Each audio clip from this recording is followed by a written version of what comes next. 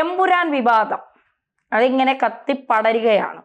യഥാർത്ഥത്തിൽ എമ്പുരാനിൽ പറഞ്ഞു വെക്കുന്നത് എന്താണ്? ദേശവിരുദ്ധതയാണോ?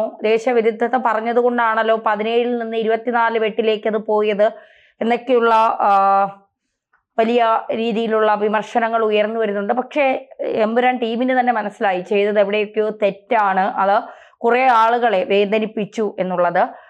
അത് മനസ്സിലാക്കിക്കൊണ്ട് തന്നെയായിരിക്കണം. ഇപ്പോൾ മോഹൻലാൽ പ്രിവ്യൂ ഷോ കണ്ടിട്ടില്ല, അദ്ദേഹം ദേശവിരുദ്ധമായ സിനിമകൾ അങ്ങനെ അഭിനയിക്കുന്ന ആളല്ല. നമുക്കറിയാം കീർത്തിചക്ര പോലെയുള്ള ദേശസ്നേഹമുള്ള സൈനികരോട് നമുക്ക് വല്ലാത്ത സ്നേഹവും അടുപ്പവും ഒക്കെ തോന്നുന്ന സിനിമകൾ, കർമ്മയോദ്ധ പോലുള്ള സിനിമകൾ, അങ്ങനെ ലാലേട്ടന്റെ 45 വർഷത്തെ സിനിമാ ജീവിതം നമുക്ക് എടുത്താൽ മനസ്സിലാവും. ഇനി അദ്ദേഹം അത് കണ്ടിട്ട് മനഃപൂർവ്വം സിനിമ വിജയിക്കട്ടെ, അല്ലെങ്കിൽ വിവാദങ്ങൾ ഉണ്ടാക്കി അതിന്മേലൊരു തന്ത്രം ഉണ്ടാക്കി ബിസിനസ് കൊയ്യാൻ വേണ്ടി ചെയ്യട്ടെ. കാരണം എല്ലായിടത്തും സംസാരം എമ്പുരാനാണ്. എമ്പുരാൻ ഇറങ്ങിയതിന് ശേഷം ഒരു പ്രതിഷേധമോ, ഇപ്പൊ തമിഴ്നാട്ടിൽ മോഹൻലാലിന്റെയും ഗോകുലം ഗോപാലന്റെയും പൃഥ്വിരാജിന്റെ മുഖത്ത് കർഷക സംഘടനകളെല്ലാം കൂടി ചേർന്ന് ചെരുപ്പ് കൊണ്ടടിച്ച് പ്രതിഷേധം നടത്തി.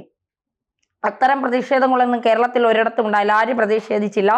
സോഷ്യൽ മീഡിയയിലാണ് വലിയ രീതിയിലുള്ള പ്രതിഷേധം നടന്നത്. അതിനുശേഷം ഗോകുലം ഗോപാലന്റെ പല കമ്പനികളിൽ റെയ്ഡ് നടന്നു. പിന്നെ പൃഥ്വിരാജിന് ആദായനികുതി വകുപ്പിന്റെ നോട്ടീസ് കിട്ടി. PC ജോർജ് തന്നെ ഇന്ന് രാവിലെ വലിയ രീതിയിൽ പൃഥ്വിരാജിനും അമ്മയ്ക്കുമെതിരെയൊക്കെ വിമർശനങ്ങൾ ഉന്നയിച്ചിട്ടുണ്ട്. ഇത്തരം ദേശവിരുദ്ധമായ സിനിമകൾ എന്തിനാണ് ഇരുന്ന് മുസ്ലിങ്ങളെ ഹിന്ദുക്കളെ ഇങ്ങനെ തമ്മിൽ തല്ലിക്കാനായി ഓരോ സിനിമകൾ? നമ്മുടെ ഇന്ത്യയിൽ ഒരു പരിധിവരെ ഹിന്ദുവും മുസ്ലിമും ഒക്കെ സഹകരിച്ച് സ്നേഹത്തോടെ പോകുന്ന ഒരു രാജ്യം തന്നെയാണ് ഇന്ത്യ. വലിയ വേർതിരിവുകളൊന്നും ഇല്ല. പ്രശ്നങ്ങളുണ്ട്, പ്രശ്നങ്ങൾ തീർത്തുമില്ല എന്നല്ല പറയുന്നത്, ചില ഭാഗങ്ങളിലൊക്കെ ഉണ്ട്.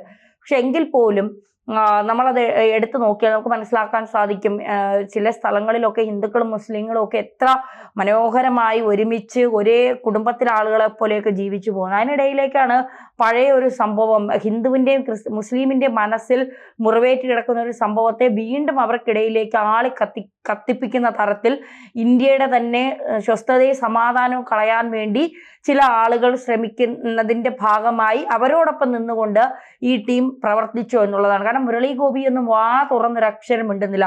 ഇപ്പൊ മോഹൻലാൽ പ്രിവ്യൂ ഷോ കണ്ടിട്ടില്ല എന്ന് പറഞ്ഞ ഏക ആൾ മേജർ രവിയാണ്, കണ്ടിട്ടുണ്ട് എന്ന് പറഞ്ഞ ഏക ആൾ ആന്റണി പെരുമ്പാവൂരാണ്. അപ്പോൾ ഇതിലെ തന്നെ വൈരുദ്ധ്യങ്ങളുണ്ട്. കണ്ടെന്നൊരാൾ പറയുന്നു, കണ്ടില്ലെന്ന് വേറൊരാൾ പറയുന്നു. ഇതിന്റെ സംവിധായകൻ ജീവനോടെ ഉണ്ടോ എന്ന് പോലും അറിയില്ല. പൃഥ്വിരാജ് ഒളിവിലാണോ അതോ ഇവിടെ ഉണ്ടോ?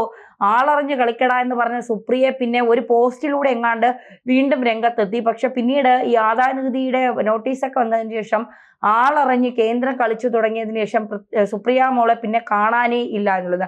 സത്യത്തിൽ സുപ്രിയയെ വളരെ ഇഷ്ടമുള്ള ഒരാളാണ് ഞാൻ. അവരുടെ സംസാരം, അവരുടെ ഇൻ്റർവ്യൂ ഒക്കെ പലതവണ എനിക്കൊരു മോട്ടിവേഷൻ പോലെയാണ് അവരുടെ ഇൻ്റർവ്യൂ ഒക്കെ കാണുമ്പോൾ തോന്നിയിട്ടുള്ളത്. അവരുടെ സംസാരം, അവരുടെ BBC-യിലൊക്കെ BBC ഒക്കെ ഇന്ത്യ വിരുദ്ധമായ നിലപാട് സ്വീകരിക്കുന്നു എന്നൊരു ഭാഗത്ത് പറയുമ്പോഴും BBC-യിലൊക്കെ വർക്ക് ചെയ്തു എന്ന് പറയുമ്പോഴുള്ള അവരുടെ ആ ക്വാളിറ്റി, അവരുടെ ആ എന്താ പറയുക, അവരുടെ ആ ബോൾഡ്നെസ് ഒക്കെ അതൊക്കെ ഒരു ഭാഗത്ത് നമ്മൾ അവരെ ബഹുമാനിക്കേണ്ടത് തന്നെയാണ്, അതില്ല എന്ന് പറയുന്നില്ല. മാത്രമല്ല പിന്നെ മീഡിയയിൽ നിന്ന് ഇറങ്ങിയതിന് ശേഷം ഒരു നായകന്റെ ഭാര്യ എന്ന നിലയിൽ മാത്രം ഒതുങ്ങിക്കൂടാതെ ആ സിനിമയ്ക്കൊപ്പം നിന്നും പല സിനിമയ്ക്കൊപ്പം നിന്ന് അവർ പ്രവർത്തിച്ചിട്ടുണ്ട്. അവർ നിർമ്മാതാവായിട്ടുണ്ട്. സിനിമയുടെ കാര്യങ്ങളിലൊക്കെ അവർ കൂടെ നിന്ന് പൃഥ്വിരാജിനോടൊപ്പം തന്നെ നിന്ന് താനൊരു നടന്റെ ഭാര്യയാണ് എന്ന് പറഞ്ഞ് ഒതുങ്ങിക്കൂടാതെ അവർ അവരുടേതായ നിലപാടുകൾ വ്യക്തമാക്കി. പലപ്പോഴും സ്ട്രോങ് വുമൺ, എനിക്കൊക്കെ അവർ റോൾ മോഡലാണെന്ന് ഞാൻ പറയും. ഒരു ഭാഗത്ത് അവരെ പിന്നെ വിമർശിക്കുമ്പോഴും മറുഭാഗത്ത് അവരെ റോൾ മോഡലാക്കി നിർത്തിക്കൊണ്ട് തന്നെയാണ് ഞാൻ വിമർശനങ്ങൾ നേരിടുന്നത്. ചില കാര്യങ്ങളിൽ നമുക്കവരെ പഠിക്കാൻ ഒരുപാടുണ്ട് ഒരു സ്ത്രീ എന്ന നിലയിൽ എന്നുള്ളതാണ്. പക്ഷേ ആളറിഞ്ഞ് കളിക്കട എന്നൊന്നും പറയുന്നതിനോട് വലിയ യോജിപ്പൊന്നുമില്ല. കാരണം എന്തിനാണ് ആളുകൾ മറന്നു തുടങ്ങിയ, പലരുടെയും മനസ്സിൽ മുറിവായി കിടക്കുന്ന, പലരുടെയും ഇപ്പോഴും വേദനയായി കിടക്കുന്ന ഒരു സംഭവത്തെ വീണ്ടും കുത്തിപ്പൊക്കി കലാപമുണ്ടാക്കി അല്ലെങ്കിൽ അതിൻ്റെ പേരിൽ പ്രശ്നമുണ്ടാക്കി ഇന്ത്യയെ തകർക്കാൻ ശ്രമിക്കുന്നത് എന്നുള്ളൊരു വലിയ ചോദ്യം ഒരിടത്ത് ബാക്കി നിൽക്കുക തന്നെയാണ്. അതിന് പൃഥ്വിരാജിനി എന്തൊക്കെ ന്യായീകരണം നടത്തിയാലും ഇതൊരു മാർക്കറ്റിംഗ് തന്ത്രമാണ്, ബിസിനസ് തന്ത്രമാണ്, കോടികൾ ചിലവാക്കിയതാണ്, ഒക്കെ ശരിയാണ്. അതിൻ്റെ പിന്നെ മൊത്തത്തിലുള്ള ഒരു സിനിമ ഞാൻ കണ്ടിട്ടില്ല. പക്ഷെ കണ്ടവരൊക്കെ കഥയെ മാറ്റി നിർത്തിയാൽ അതിൻ്റെ മൊത്തത്തിലുള്ള ഈ പാട്ടാണെങ്കിലും അതിൻ്റെ മൊത്തം ഉപയോഗിച്ചിരിക്കുന്ന കാര്യങ്ങളെല്ലാം വളരെ മികച്ചതാണെന്നാണ് പലരും പറയുന്നത്. കാരണം മലയാള സിനിമയിൽ ഇത്തരത്തിൽ വളരെ മികച്ച രീതിയിൽ എടുത്തു വച്ചേക്കുന്ന ഒരു സിനിമയുണ്ടോ എന്ന് ചോദിച്ചാൽ ഇല്ലാന്ന് തന്നെ പറയേണ്ടി വരും. അത്ര മികച്ച രീതിയിലാണ് ആ സിനിമ എടുത്തു വച്ചേക്കുന്നത് എന്നുള്ളതാണ് കണ്ടവർ പറയുന്നത്. വിമർശിക്കുന്നവരും സിനിമയുടെ പ്രമേയത്തെക്കുറിച്ചാണ് വിമർശിക്കുന്നത്, സിനിമയുടെ രീതിയെക്കുറിച്ച്, സിനിമ പറയുന്നതിനെ കുറിച്ചാണ് വിമർശിക്കുന്നത്. പക്ഷേ അതിലെ പല ഘടകങ്ങളെയും നല്ല രീതിയിൽ പൃഥ്വിരാജ് എന്ന് പറയുന്ന ആൾക്കെ അതിന് കഴിയുമെന്ന് പറയുന്നവരുമുണ്ട്. ഇപ്പോൾ പൃഥ്വിരാജ് 10-12 വർഷം കൊണ്ട് സിനിമയിലേക്ക് വന്ന ഒരാളാണ്. എനിക്ക് തോന്നുന്നു 2002-2003 കാലഘട്ടത്തിലായിരിക്കും നന്ദനം എന്ന സിനിമയിലൂടെ പൃഥ്വിരാജ് പിന്നെ രഞ്ജിത്തിന്റെ മൂവിയിലൂടെയാണ് സിനിമയിലേക്ക് വരുന്നത്. ഒരു കൂടിപ്പോയാൽ 2002 ശേഷം 2025 വരെ നോക്കുമ്പോൾ ഒരു 15-18 വർഷത്തെ സിനിമാ ജീവിതം.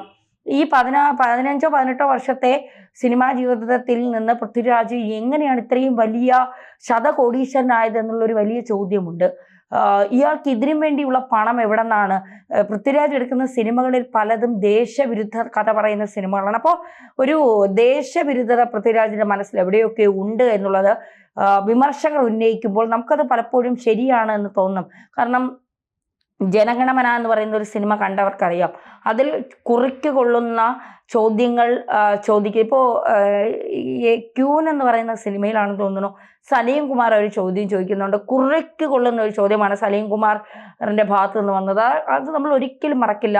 എപ്പോഴാണ് ഒരു സ്ത്രീക്ക് അസമയം, ഭരണഘടനയിൽ ഒരു സ്ത്രീക്ക് അസമയം എന്ന് എഴുതി വച്ചിട്ടുണ്ട്, ഇന്നത് മുതൽ ഇത്ര സമയം മുതൽ ഇത്ര സമയം വരെ സ്ത്രീക്ക് അസമയമാണോ? അങ്ങനെ ഭരണഘടനയിൽ എവിടെയെങ്കിലും എഴുതി വച്ചിട്ടുണ്ടോ? ഏതാണ് ഒരു സ്ത്രീക്ക് അസമയം? അതിപ്പോഴും പലരും ചോദിക്കുന്നുണ്ട്. അത് ചോദിച്ചപ്പോഴാണ് നമ്മുടെ മൈൻഡിൽ നമ്മളത് ചിന്തിക്കുന്നത്. ശരിയാണ്, ഒരു സ്ത്രീക്ക് എപ്പോഴാണ് അസമയം? രാത്രി 10 മുതൽ അല്ലെങ്കിൽ വെളുപ്പിന് 6 മണി വരെ ഒരു സ്ത്രീ പുറത്തിറങ്ങാൻ പാടില്ലേ? അല്ലെങ്കിൽ രാത്രി 12 മണിക്ക് ശേഷം സ്ത്രീ പുറത്തിറങ്ങിയാൽ എന്താണ് പ്രശ്നം? ഒരു സ്ത്രീ അസമയത്ത് ഒരു സ്ത്രീയെ കണ്ടു എന്ന് പറഞ്ഞാൽ ഏതാണ് ആ സ്ത്രീക്ക് അസമയം? അത് നമ്മൾ ചിന്തിച്ചു തുടങ്ങി. അങ്ങനെ ഒരു സമയമുണ്ടോ? പുരുഷനില്ലാത്ത ഏത് അസമയമാണ് സ്ത്രീക്കുള്ളത്? ഇപ്പോൾ പുരുഷന്മാർ നല്ലതായാലും സ്ത്രീക്ക് ഏത് സമയം നല്ല സമയമാണ് എന്നുള്ളതാണ്. അത് രാത്രിയായാലും പകലായാലും നല്ല പുരുഷന്മാരുണ്ട് എന്നല്ല, എല്ലാവരും നല്ലവരല്ല, അത് സ്ത്രീയിലായാലും പുരുഷനിലായാലും. എന്തായാലും അപ്പൊ അങ്ങനെ കുറിക്ക് കൊടുക്കുന്ന ചില ചോദ്യങ്ങൾ. ജനഗണമനയിൽ നമ്മൾ ഒരിക്കലും മറക്കാത്ത ഒരു ഡയലോഗാണ്, ഈ രാജ്യം ഒരുത്തൻ്റെയും തന്തയുടെ വകയല്ല. അപ്പോൾ ചിലരുടെയൊക്കെ മനഃപൂർവ്വം ചിലരുടെയൊക്കെ തന്തയ്ക്ക് പറയാതെ പറയുകയാണ്, ചിലരുടെയൊക്കെ തന്തയ്ക്ക് പറയാതെ വിളിക്കുകയാണ്. ഈ രാജ്യം ഒരുത്തൻ്റെ തന്തയുടെ വകയല്ല. ചോദ്യം ചോദിക്കുക തന്നെ ചെയ്യും. കാരണം പല ചോദ്യങ്ങൾക്കും കേന്ദ്ര സർക്കാർ പലപ്പോഴും മറുപടി പറയാറില്ല എന്നുള്ളൊരു വിമർശനം ആ സമയത്ത് ഉയർന്നിരുന്നു. അതുമായി ബന്ധപ്പെട്ടാണ് ചില ചോദ്യങ്ങൾ ചോദിക്കുക തന്നെ ചെയ്യും, ഉത്തരം കിട്ടുന്നത് വരെ. അതാണ് ഇപ്പോൾ പൃഥ്വിരാജിനോട് കേരളത്തിലെ ജനങ്ങൾ ചോദിച്ചുകൊണ്ടിരിക്കുന്നത്. ഞങ്ങൾക്ക് നിങ്ങൾ ഉത്തരം താ, നിങ്ങൾ എന്തിനാണ് ഇങ്ങനെ നിങ്ങൾ എബ്രഹാം ഖുറേഷിയിൽ നിന്ന് അല്ലെങ്കിൽ സ്റ്റീവൻ നെടുമ്പള്ളിയിൽ നിന്ന് എബ്രഹാം ഖുറേഷിയിലേക്കുള്ള മോഹൻലാലിൻ്റെ പരിവർത്തനം, മോഹൻലാലിൻ്റെ മാറ്റം എങ്ങനെയാണ് എന്നുള്ളത് അറിയാനാണ് എമ്പുരാൻ കാണാൻ ഞങ്ങളൊക്കെ കാത്തിരുന്നത്. അല്ലാതെ ദേശവിരുദ്ധത കാണാനോ കേൾക്കാനോ അല്ല. അപ്പോൾ പൃഥ്വിരാജ് എങ്ങനെയാണ് പെട്ടെന്ന് ശതകോടീശ്വരനായത്? മുംബൈയിലൊരു ഫ്ലാറ്റ് വാങ്ങിയത്, കോടി വിലയുള്ള മുംബൈയിലെ ഫ്ലാറ്റ് പൃഥ്വിരാജ് എങ്ങനെയാണ് വാങ്ങിയത്? ഇതുമായി ബന്ധപ്പെട്ടൊക്കെ അന്വേഷണം നടത്തുന്നു. അനധികൃതമായി സ്വത്ത് സമ്പാദനം ഉണ്ടെങ്കിൽ തീർച്ചയായിട്ടും പിടിവീഴുമെന്നുള്ള കാര്യത്തിൽ സംശയമില്ല. അതിൽ ഇനി എമ്പുരാന്റെ വക പക തീർക്കുകയാണെന്ന് പറഞ്ഞാലും അനധികൃതമായി ആര് സ്വത്ത് സമ്പാദിച്ചോ, അത് പ്രധാനമന്ത്രി നരേന്ദ്രമോദി ഉൾപ്പെടെ ഉള്ളവരാണെങ്കിൽ പോലും കേസ് അത് അതിൻ്റെ വഴിക്ക് തന്നെ പോവുക ചെയ്യും. നിയമത്തിന്റെ വഴിക്ക് തന്നെ പോവുക ചെയ്യും.